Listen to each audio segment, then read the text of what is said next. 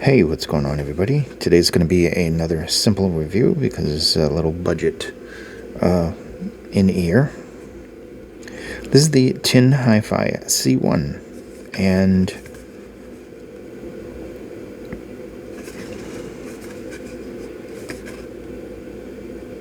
this comes with either USB-C or 3.5, and you can get it in black or silver. This is the silver version. Here's the tips that are included, the typical white tin tips that they've been using lately. A decent cable overall, obviously not the best cable in the world, but better than some brands give you for stock cable. Looking at the device itself, you see that large dynamic driver right there. Just typical plastic construction, little thin mesh there. Obviously, this is a budget in-ear. Nice looking, clean, just kind of almost generic TinHIFI kind of looking IM. If you wouldn't distinguish this from an older KZ or an ND or what else? CCZ or something like that. Except for the cable. Cable is a little bit better than some of those tangly cables that you get. Now, this one comes in with a 10mm DLC composite diaphragm and a dual magnetic circuit design. Pressure balanced acoustic enhanced based elasticity.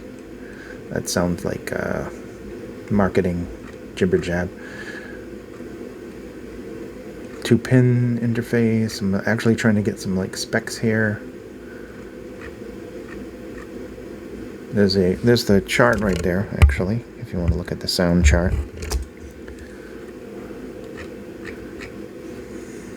Okay, I actually found the specs. So, a 10mm DLC diaphragm, 106 decibels of sensitivity, 10 to 20 kilohertz response, 32 ohms. Rated power is 5 milliwatts, max power is 10 milliwatts, maximum distortion is 3%, 0.126 V. Interface, gold-plated 0.78 2-pin connector.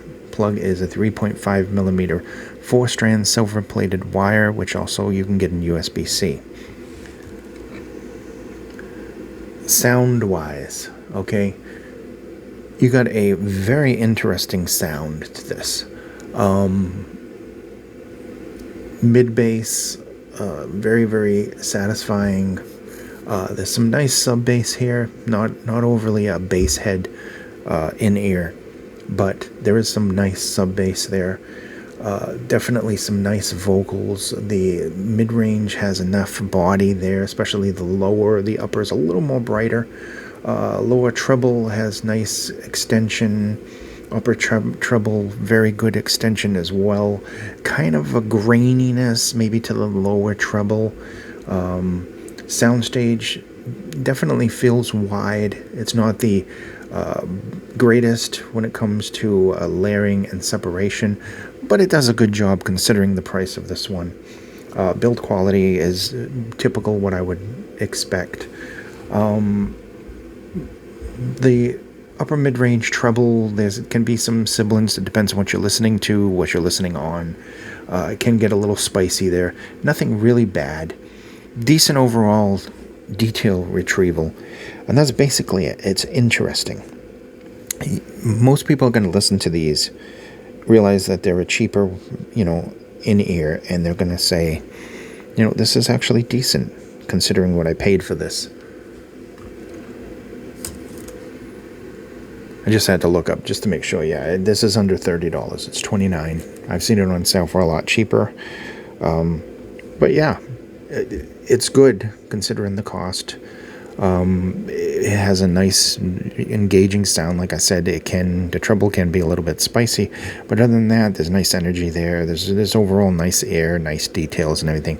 Nothing super spectacular, but it sounds good. You could listen to these a lot without getting really, really bad, ear fatigue, unless you're listening to something that's just really something very bright, like a bright source and music with a lot of violin or something like that.